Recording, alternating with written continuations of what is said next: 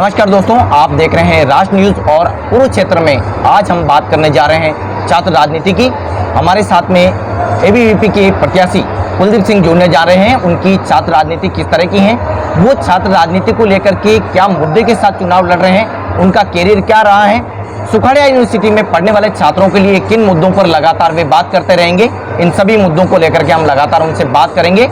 इस सेगमेंट में ये भी जानने की कोशिश करेंगे कि आखिर दूर दराज के छात्रों को किस तरह की समस्याएं आती हैं और कुलदीप जी यदि जीत के आते हैं तो किस तरह से वे समाधान कर पाएंगे।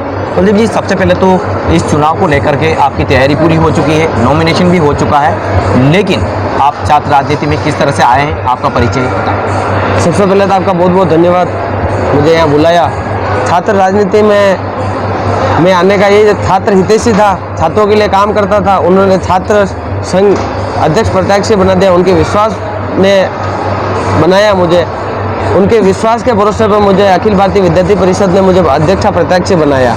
उनके हितों के लिए हम काम करते थे। विश्वविद्यालय में जब मैं आया था 2018 में मैंने प्रवेश करा विश्वविद्यालय के अंदर, उनके साथ में रहता था। उनके हर समस्या, जब मेरे भी बहुत सारी समस्या हुई थी तब भी मेरे बहुत सारे छात्र नेता और अखिल भारतीय विद्यार्थी परिषद के जो पदाधिकारी और जो संगठन में कार्यरत छात्र थे, उन्होंने मुझे और मेरे साथ वाले जो कठिनाइयाँ थी उनके छात्रों को उनको सुलझाया। तब से मैं अखिल भारतीय विद्यार्थी परिषद से जुड़ा और उनके जुड़ने के बाद में हम छात्र हितों के लिए काम कर रहे थे और वहाँ से काम करते करते करते आज छात्र संघ चुनाव लड़ने जा रहा हूँ। सब छात्रों के भरोसे भी चुनाव लड़ रहा हूँ। किस तरह के मुद्दों के साथ चुनाव में आप लगातार सक्रियता दिखा रहे हैं? मैंने पिछले 4 सालों से पूर्ण रूप से सक्रिय था और मैं विश्वास दिलाता हूँ कि 365 अगर मैं छात्र संघ अध्यक्ष बनूंगा तो 365 दिन विश्वविद्यालय के हर एक छात्र जो मुझे इस कैंपस के अंदर पाएगा मुझे, और उनके लिए मेरा जितना पूरा जितना जोर होगा इतना कर सकता हूँ। उनसे ज़्यादा मैं प्रयास करूँगा कि उनके लिए ये सारी चीज़ें कर पाऊँ मैं। क्या बदलाव आप करेंगे ऐसा जिससे कि आने वाली जो पीढ़ी है, या यूँ कह सकते हैं छात्र वर्ग है, वो भी याद रख सकेंगे? बिल्कुल, मैं उनको विश्वास दिलाता हूँ। मेरा छात्र संघ का कार्यकाल ऐतिहासिक बनाएंगे और सभी कोर्सेज में जो है उनको वार्षिक भ्रमण का टूर हम चालू करवाएंगे, मैं वादा करता हूँ।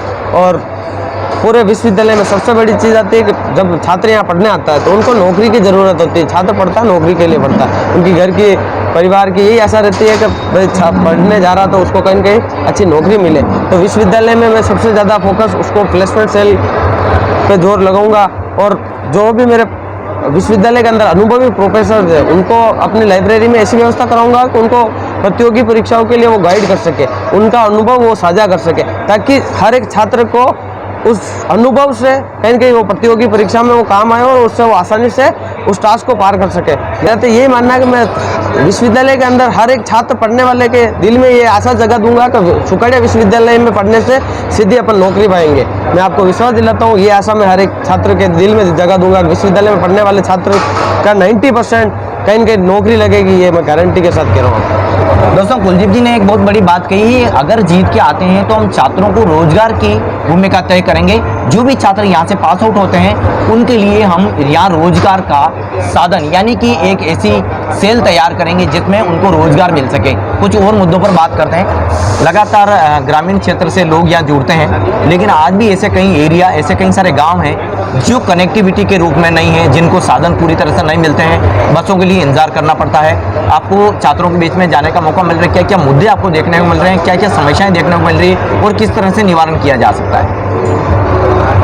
जो छात्रों की समस्या है, जैसे उनको सबसे पहला मुद्दा ये रहेगा कि अगर दूर दराज से संभाग का सबसे बड़ा विश्वविद्यालय है, इतने सारे कॉलेज है, इससे एफिलेटेड कॉलेज है, तो मेरा मुद्दा ये रहेगा कि छात्रों को सेम डे काम हो। तो मैं, अब डिजिटल ज़माना है, मैं विश्वविद्यालय को पूरा डिजिटल कर दूंगा ताकि कोई भी छात्र दूर दराज से आता है उसको परेशानी नहीं हो। और पूरे चौराहे से विश्वविद्यालय तक बस का सिटी बसें चलवाएंगे जो विश्वविद्यालय द्वार से, और विश्वविद्यालय द्वार से कॉलेज प्रशासनिक भवन है वहाँ तक ई रिक्शा, ताकि दूर से आने वाले छात्रों को कोई पर्सनल साधन लेके नहीं भी आवे तो भी उसको कोई असुविधा नहीं हो। उसको विश्वविद्यालय तक आने के लिए पूर्ण सुविधा करवाएंगे, बसों से लेके ई रिक्शा तक हम पूर्ण करवाएंगे। एक बहुत साधारण सा सवाल है, हमेशा छात्र संघ जो अध्यक्ष होता है उससे छात्रों की शिकायत रहती है कि हमारे अध्यक्ष जी ने ये नहीं किया, वो नहीं किया। आप जीत के आते हैं तो उसके बाद में आपको किस तरह का सपोर्ट चाहिए ताकि आप उनके साथ कंधे से कंधा मिलाकर चल सकें? मैं तो यही कहूँगा कि पहले मैंने उनका विश्वास जीता, उन्होंने उस विश्वास जीतने के दौरान ही मुझे छात्र संघ अध्यक्ष प्रत्याशी बना दिया।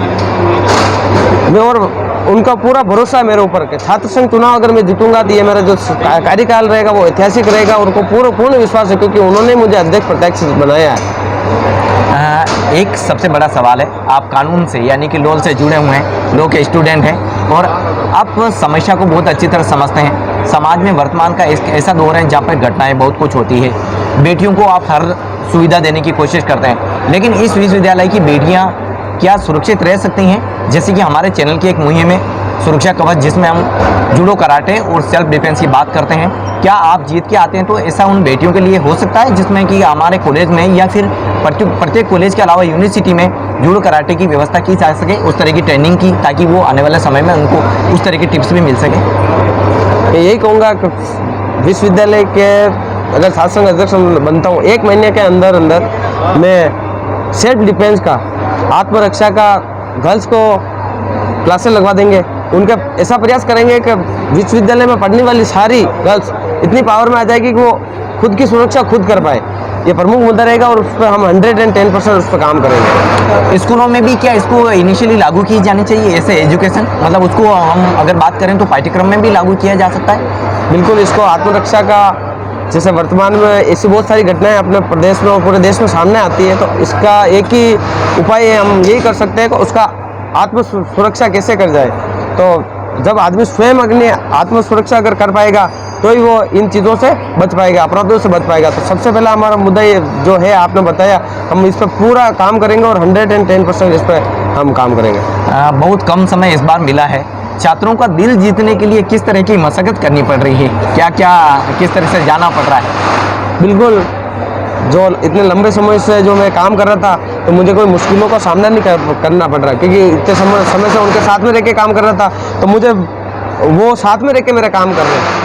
तो मैं चुनाव लड़ रहा हूँ, मुझे कोई दिक्कत नहीं है, मैं आराम से चुनाव जीत रहे हैं। अखिल भारतीय विद्यार्थी परिषद का पूरा पैनल चुनाव जीत रहा है, क्योंकि उन्होंने जब कोविड से लेके उससे पूर्व उसके बाद में भी कोई छात्र संगठन जो सिर्फ चुनाव में दिखते वो कहीं नहीं दिखते, सिर्फ चुनाव में आते, लेकिन अखिल भारतीय विद्यार्थी परिषद उसके कार्यकर्ता पूरे साल सामाजिक क्षेत्र से लेकर कॉलेज कैंपस में छात्रों के लिए लड़ाई लड़ते हैं, उनके लिए काम करते हैं, उनके हितों की रक्षा करते हैं। चाहे वो सामाजिक क्षेत्र में कोविड के दौरान भी अखिल भारतीय विद्यार्थी परिषद ने पूर्ण अपना जितना हो सका उतना सहयोग करा। अभी मुझे जब चुनाव लड़ रहा हूँ तो मुझे कोई परेशानी नहीं हो रही, क्योंकि एक तरफा मुझे वो सब सहयोग कर रहे हैं और उससे मैं जीत हासिल कर रहे हैं। उदयपुर का अधिकांश बेल्ट है वो आदिवासी बेल्ट है, किस तरह की ज़रूरत आप देखते हैं? मैं यही कहूँगा कि जब जनजातीय क्षेत्र में साधनों की बहुत कमी रहती है और वो रोज़ कॉलेज आना जाना नहीं हो पाता है, तो मेरा यही रहेगा कि विश्वविद्यालय में जो चारों संगठक कॉलेज है उसमें से जो कॉमर्स और साइंस कॉलेज है उनके एक अलग से एक बड़ी हॉस्टल की व्यवस्था करवाएंगे। 1 साल के जब छात्र संघ का कार्यालय रहेगा तो उसमें से एक बड़ा हॉस्टल का हमने रखा है मुद्दा, और वो पूर्ण करवाएंगे, ताकि जो दूर दराज से जो ग्रामीण परिवेश से आने वाला जो छात्र है उसको वहाँ रोज अप डाउन नहीं करना पड़े, ताकि वो होटल में पूर्ण सुविधा के साथ में वो रह सके और अपनी आगे की पढ़ाई सुचारू रूप से कर सके, उसको कोई असुविधा नहीं हो, उसके लिए हम पूरा प्रयास करेंगे। छात्रों के लिए क्या मैसेज है आपका? मेरा सबसे यही अनुरोध है कि इतने सालों से मैंने आपके साथ में संघर्ष करा है, बस आप 26 तारीख को मेरा आपका मत और समर्थन देवें, मुझे विजय बनाए। मैं 365 दिन आपके नए सूरज की नई किरण के साथ में आपके साथ में खड़ा रहूँगा, और मेरा रंग काला है लेकिन दिल बहुत साफ है। मैं ये विश्वास दिलाता हूँ कि आपके हर एक विश्वास में मैं खरा उतरूँगा। तो देखिए दोस्तों, ये कुलदीप सिंह जी हैं और इन्होंने ये एश्योर किया है कि छात्रों की हर समस्या का समाधान करेंगे। इन्होंने लास्ट में हमें ये भी कह दिया है कि रंग भले ही मेरा काला है लेकिन दिल मेरा बहुत अच्छा है, और इसी सच्चे दिल से मैं आप सबकी मदद करूंगा। कुलदीप जी से हम आगे भी बात करते रहेंगे और लगातार कुरुक्षेत्र में हम सुकड़ यूनिवर्सिटी की हर स्टोरी कंटेंट से रूबरू करवा रहे हैं। बने रहिए हमारे साथ, चैनल को सब्सक्राइब भी करें।